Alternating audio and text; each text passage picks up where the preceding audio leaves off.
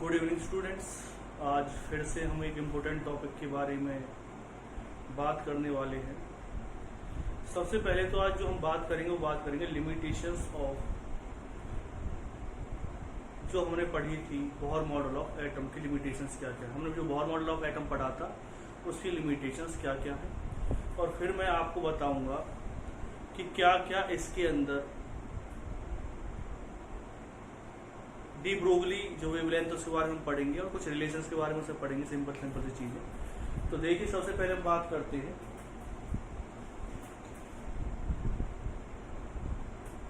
Limitations of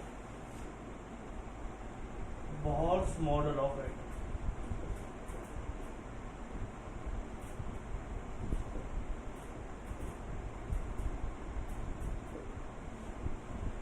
इसके बारे में क्या क्या चीज हमें पढ़नी है वो मैं आज आपके सामने डिस्कस करने वाला।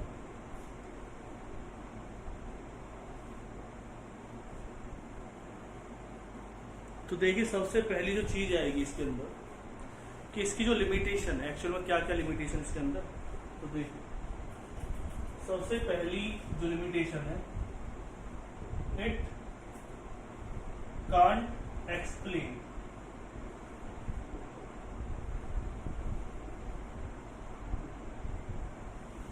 about 3D का मतलब क्या है? 3 डायमेंशनल मॉडल ऑफ एटम। जिसने एक्सप्लेन किया है वो कौन सा मॉडल एक्सप्लेन किया है? 2 डायमेंशनल मॉडल एक्सप्लेन किया है, 3D मॉडल एक्सप्लेन नहीं। यानी सिर्फ इसने बताया था कि उसके अंदर सेल्स होती है, उसके सर्कुलर पाथ के अंदर इलेक्ट्रॉन क्या करता है? रिवॉल्व करता है। 3D मॉडल के बारे में एक्सप्लेन नहीं किया, जबकि बाद में बताया गया था कि जो एटम है वो कैसा होता है? 3 डायमेंशनल होता है। उसके बाद नेक्स्ट वन क्या है? It can't explain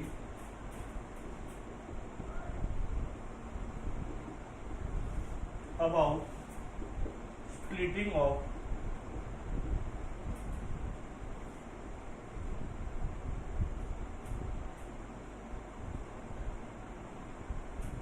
splitting of lines. कोई लाइंस क्या है? जो कि मैंने आपको बताया था हाइड्रोजन स्पेक्ट्रम के अंदर लाइंस आती हैं। Splitting of lines in presence of magnetic and electric field. यानी जो ये लाइंस होती हैं मैग्नेटिक और इलेक्ट्रिक फील्ड की प्रेजेंस में स्प्लिट हो जाती है। इसके बारे में नहीं पता है तो इसे नोट डाउन कीजिए।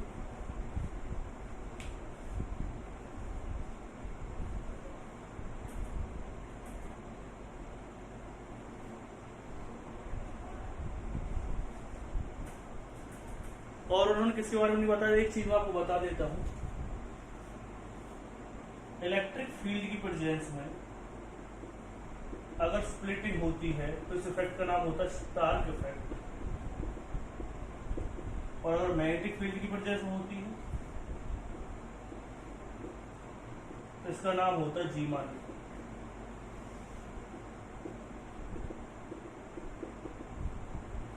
तो मैंने आपको बता दिया कौन कौन से इफेक्ट होते हैं। जीमान इफेक्ट होता है जब कोई भी जो लाइंस होती हैं, लाइंस जो प्रोड्यूस होती हैं स्पेक्ट्रम के अंदर, अगर वो इलेक्ट्रिक फील्ड की प्रेजेंस में क्या हो जाती? स्प्लिट हो जाती है, तो उसे स्टार्क इफेक्ट कहते हैं।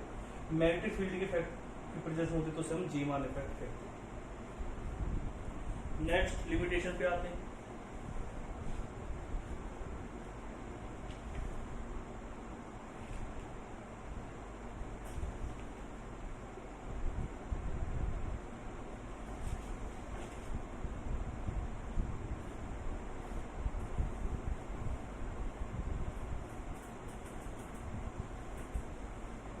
थर्ड क्या बताया था इसने? It's only applicable for uni electron system. यानी कि इसे आप सिर्फ यूनि इलेक्ट्रॉन सिस्टम पे एप्लीकेबल कर सकते हैं, मल्टी इलेक्ट्रॉन सिस्टम के लिए एप्लीकेबल नहीं कर सकते। जैसे जिसके अंदर सिर्फ एक इलेक्ट्रॉन होगा उसी के लिए ये Bohr model of atom applicable था। जो अब सोडियम है, सोडियम के ऊपर आप एप्लीकेबल नहीं कर सकते। क्यों नहीं कर सकते? क्योंकि उसके अंदर 11 इलेक्ट्रॉन्स होते हैं। आप सिर्फ इसे हाइड्रोजन के लिए एप्लीकेबल कर सकते हैं, या ऐसे एलिमेंट्स के लिए एप्लीकेबल कर सकते हैं, या ऐसे आयंस के लिए एप्लीकेबल कर सकते हैं जिनके अंदर सिर्फ एक इलेक्ट्रॉन हो। तो अब ये थोड़ी है कि एटम सिर्फ किसके होते हैं, हाइड्रोजन के एटम तो औरों के भी होंगे, तो इसलिए ये सिस्टम ज्यादा औरों के लिए मतलब एप्लीकेबल नहीं था, सिर्फ किसके लिए एप्लीकेबल था, जिनका जो इलेक्ट्रॉन्स हैं जिनके अंदर यूनि इलेक्ट्रॉन सिस्टम होता है। तो ये भी इसकी लिमिटेशन है। फिर क्या है, इट कांट एक्सप्लेन अबाउट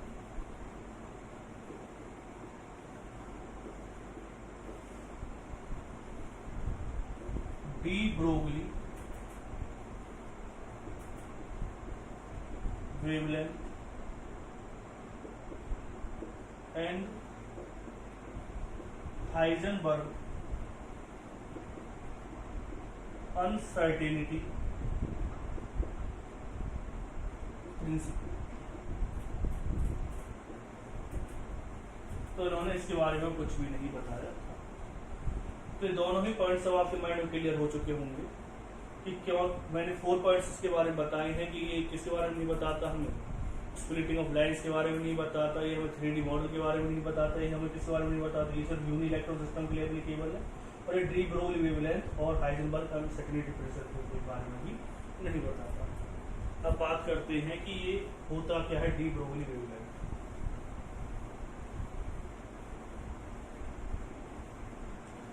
जो डी ब्रोगली था उसने हमें किसके बारे में बताया था,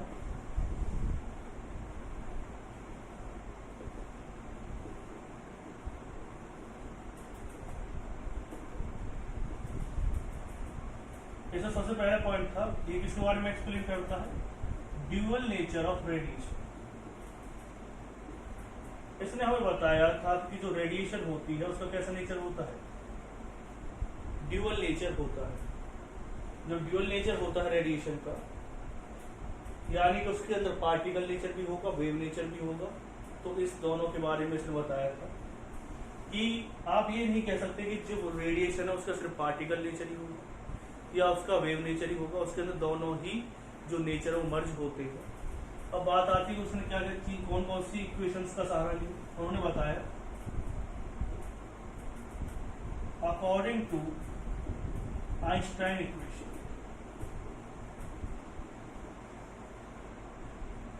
तो आइंस्टाइन इक्वेशन के अकॉर्डिंग इक्वल टू क्या होता है mc स्क्वायर, ये बताता है वेव नेचर ऑफ रेडिएशन। अब आपको ये तो पता ही होगा कि m मास है, c क्या है वेलोसिटी ऑफ लाइट। फिर उसके बाद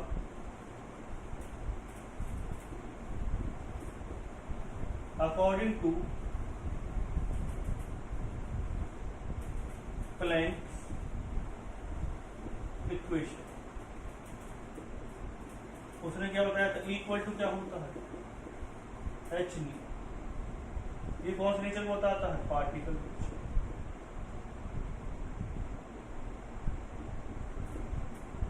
तो एक वेव नेचर को बताने वाला है, एक किसको बताने वाला है, पार्टिकल नेचर को बताने वाला। अब हम इन्हीं के बारे में डिस्कस करेंगे कि भाई पार्टिकल नेचर अगर हम इक्वेशन फर्स्ट मान लेते और इसे इक्वेशन क्या मान लेते हैं, सेकंड मान लेते, तब क्वेश्चन किस तरह से होंगे।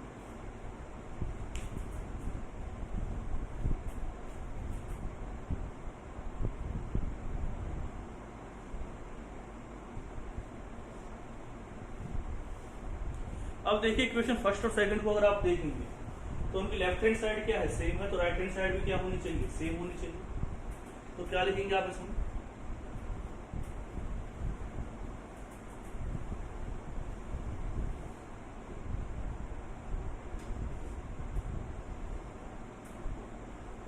According to equation first and second. अगर आप इक्वेशन फर्स्ट और सेकंड लेते हैं तो mc स्क्वायर इक्वल टू क्या हो जाएगा, h mc square equal to क्या होता है, h nu c upon 1 lambda. अब जानते न्यू क्या हो जाता है, c बाई लैम्डा। सी से सी क्या हो जाएगा, कैंसिल आउट। बेशक से आप इसमें लिख सकते हैं सी इक्वल टू क्या होता है, लैम्डा इंटू। फिर उसके बाद क्या आएगा, लैम्डा इक्वल टू क्या आ जाएगा, एच अपॉन एन। इसे और क्या लिख सकते हैं आप, एच अपॉन एम वी। तो लैम्डा इक्वल टू क्या आ गया, एच अपॉन एम वी, क्योंकि जो एम वी है वो किसके बराबर होता है, पी। पी क्या है, मोमेंटम।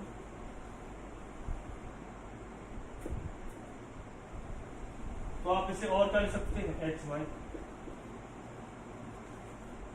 तो ये हमारे पास इक्वेशन आएगी। इसी को क्या कहते हैं, de Broglie wavelength. Note down कीजिए जल्दी।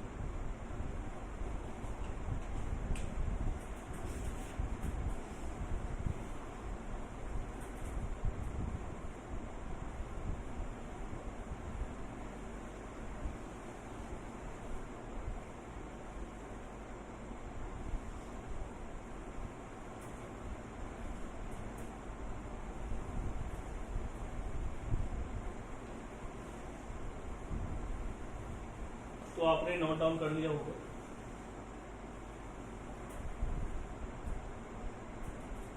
और इससे क्या क्या पॉइंट हमें पता चलेंगे,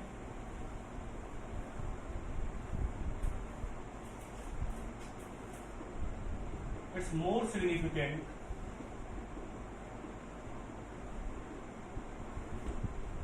फॉर द माइक्रोस्कोपिक पार्टिकल। जो माइक्रोस्कोपिक पार्टिकल होते हैं जिनका साइज स्मॉल होता है उनके लिए ज्यादा एप्लीकेबल होता है, सिग्निफिकेंट होता है। दूसरा क्या है, those particles have more linear momentum. Linear momentum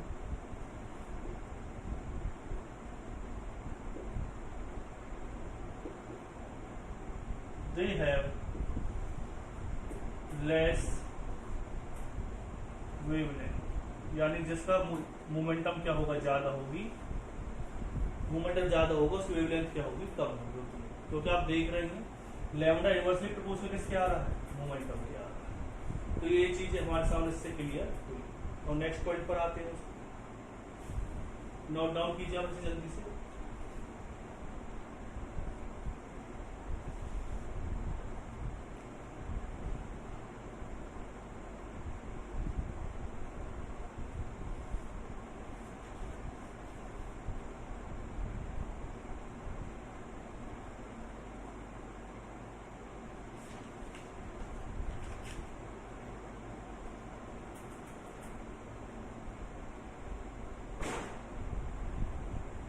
लिख लिया आपने, आगे पढ़ना आपको।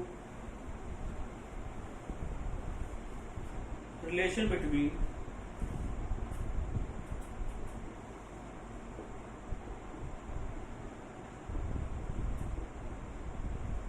काइनेटिक एनर्जी, या आप इसे ऐसे कह सकते हैं,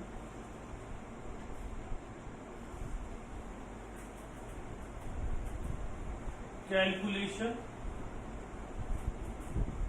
of wavelength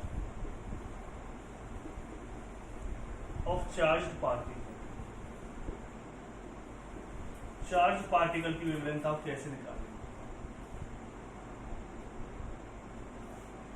आपने एक चीज पढ़ रखी, काइनेटिक एनर्जी। ये तो और पढ़ रखा, काइनेटिक एनर्जी क्या होती है, हाफ एम स्क्वायर। जो काइनेटिक एनर्जी होती है वो क्या होती है, हाफ एम स्क्वायर होती है। लेकिन आपने एक चीज और भी इंपोर्टेंट पढ़ रखी है, इसके बारे में क्या पढ़ रखी है कि जो काइनेटिक एनर्जी वो किसके बराबर होती है, Q इंटू वी। Q क्या होता है इसमें, चार्ज, और V क्या होता है, पोटेंशियल डिफरेंस। या आप इसे पोटेंशियल भी कह सकते हैं, वोल्टेज कह सकते हैं।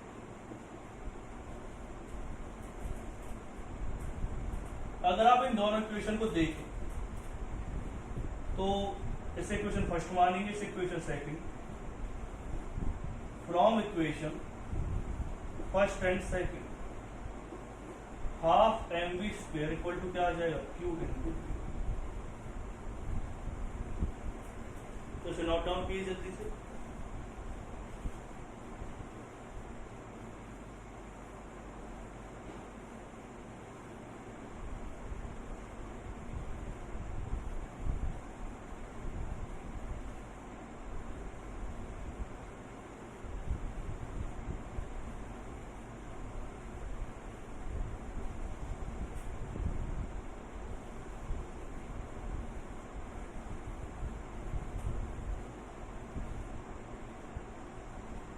ठीक है, जब नहीं लिखिए तो आगे देखिए।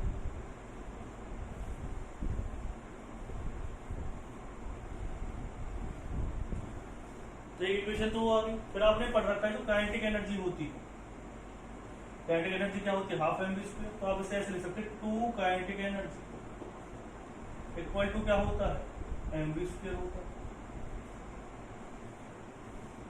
m की मल्टीप्लाई इधर की साइड कर दीजिए, m की मल्टीप्लाई इधर की साइड कर दीजिए। तो ये क्या आ जाएगा, m square v square equal to क्या आ जाएगा, m इंटू 2 काइनेटिक एनर्जी। फिर आपने पढ़ रखा है mv, रूट क्या आ जाएगा, 2 into m into kinetic energy. ये वैल्यू आ गई इसकी। तो इसे नोट डाउन कीजिए।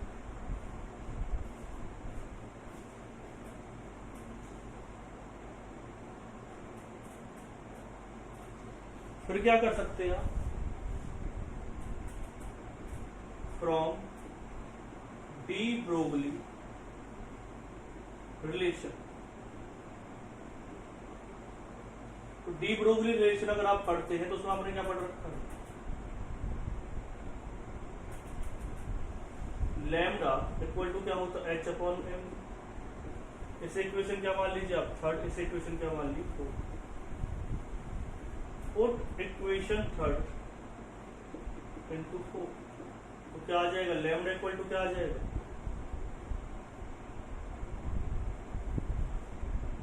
h अपॉन में under root 2 into m into kinetic energy. इसे भी नोट डाउन कीजिए।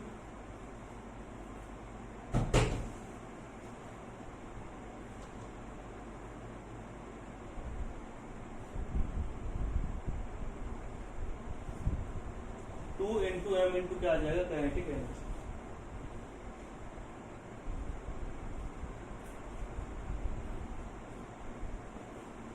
फिर क्या करेंगे आप, लेकिन आपने जो पढ़ रखा था जो काइनेटिक एनर्जी होती है वो तो किसके बराबर होती है, 2 into M into Q into V. क्यू आप जानते ही, एम क्या है इसमें, मास ऑफ इलेक्ट्रॉन। अगर हम इलेक्ट्रॉन की बात करते हैं, खाली मैं इस वाली इक्वेशन को सिर्फ तभी एप्लीकेबल कर रहा हूं जब इलेक्ट्रॉन आप ले रहे हैं। याद रखना, जब वो पार्टिकल आपने क्या लिया, इलेक्ट्रॉन लिया है, ये इक्वेशन तो सभी के लिए एप्लीकेबल हो जाएगी। जैसे कोई भी चार्ज पार्टिकल, प्रोटॉन है तो आप प्रोटॉन का मास ले लोगे, यहाँ पे क्या ले लोगे, चार्ज ले लोगे, यहाँ पे क्या ले लोगे, वी क्या ले लोगे, वोल्टेज यानी कि पोटेंशियल डिफरेंस। अब मैं एक पॉइंट लिख रहा हूं, if particle is an electron. अगर पार्टिकल क्या है आपका, इलेक्ट्रॉन है, तब आप इसे कैसे करेंगे, इसे तब तक नोट डाउन कर लीजिए पूरा। अगर पार्टिकल क्या दे रखा है आपको, इलेक्ट्रॉन दे रखा है, तब कैसे करेंगे, m क्या आ जाएगा, मास ऑफ इलेक्ट्रॉन कितना लेना, 9.1 इंटू 10⁻31 पीस। क्यू क्या लेना है, charge of electron 1.6 into 10⁻19 coulomb. और h क्या लेना है, प्लैंक कांस्टेंट हम पता है 6.626 इंटू 10⁻34 जूल सेकेंड। ये वैल्यू आपको सपोर्ट कर देनी है। तो लैम्डा इक्वल टू क्या आ जाएगा, जब आप सबकी वैल्यू पुट करेंगे तो ये आएगा 150 अपॉन बी। बी आप जानते ही, बी क्या है इसमें, पोटेंशियल डिफरेंस। और जो वेवलेंथ आएगी वो किसमें आएगी, इसकी एंगस्ट्रॉम। तो कैलकुलेट करने पर, सभी वैल्यू पुट करने पर एक इक्वेशन आएगी। ये सिर्फ आपको तभी एप्लीकेबल करनी है जब आपको पार्टिकल इलेक्ट्रॉन दे रखा, किसी और पे एप्लीकेबल नहीं करें। अगर आपको प्रोटॉन न्यूट्रॉन वगैरह दे रखा है तो आप इसका यूज करेंगे। न्यूट्रॉन के लिए तो कर ही नहीं सकते, क्योंकि यहाँ पे चार्ज पार्टिकल वेवलेंथ निकाल रहे हैं, तो न्यूट्रॉन के ऊपर कोई चार्ज नहीं होता। अगर प्रोटॉन दे रखा है तो आप इस तरह से इक्वेशन क्या करेंगे, यूज करेंगे। ठीक है, तो इक्वेशन आप समझ में आ गए। ये कब एप्लीकेबल करनी है आपको, चार्ज पार्टिकल के लिए जहां पर आपको पोटेंशियल डिफरेंस दे रखा हो, तभी आप इसे एप्लीकेबल करें। बाकी मैंने आपको बता दी, lambda equal to h upon m वाला फॉर्मूला लग जाएगा। एक और छोटा सा रिलेशन है इसके केस में, देखिए उससे क्या पढ़ना है।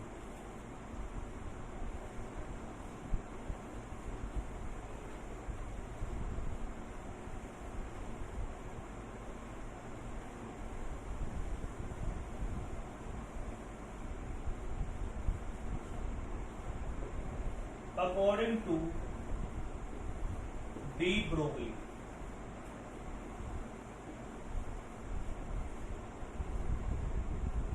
circumference of a shell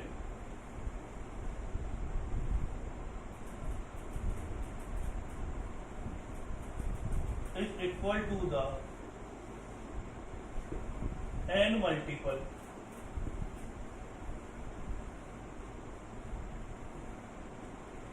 of wavelength, n integral multiple of wavelength. इसका मतलब क्या, यानी जो सर्कमफेरेंस होता है, हम क्या मान के चलते हैं, जो सर्कुलर होता है, सर्कुलर पाथ फॉलो करता है। आप जानते सर्कल का जो सर्कमफेरेंस हो क्या होता है, 2 पाई r इक्वल टू क्या आएगा, n लैम्डा। यानी कि जो सर्कमफेरेंस हो क्या होता है, n इंटू लैम्डा के बराबर होता है। पहले तो डेरिवेशन आया कहां से, पहले हम इसके बारे में डिस्कस कर लेते हैं और ये क्या बताता है हमें, इसके बारे में डिस्कस करते हैं। देखिए इस डेरिवेशन में क्या बताया गया, मतलब कि कैसे ही आया। आपने पढ़ रखा M V R equal to क्या होता है, एन एच अपॉन 2 पाई। ये आपने पढ़ा था बोहर मॉडल ऑफ एटम, तो आप पहले से बिल्कुल पढ़ा था। तो आप इसे ऐसे भी लिख सकते हैं, 2 पाई आर इक्वल टू क्या आ जाएगा, एन एच अपॉन एम लिख सकते हैं। फिर आएगा फ्रॉम डी ब्रोगली। तो डी ब्रोगली ने क्या बताया था, 2 पाई आर इक्वल टू क्या आ जाएगा, एन इंटू लैम्डा। क्योंकि आप जानते हैं एच अपॉन एम भी किस बराबर होता है, तो नोट डाउन कीजिए जल्दी से।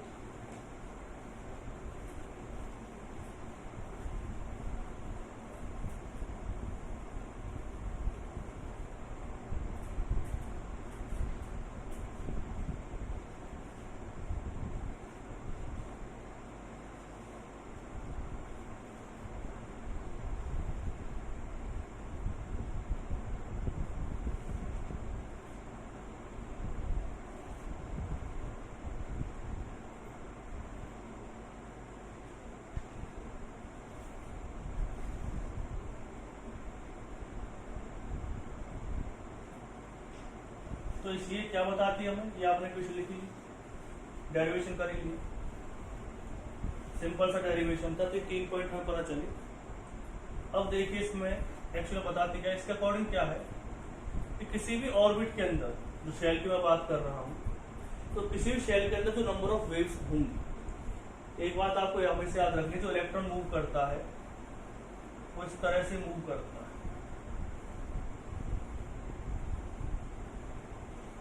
यानी कि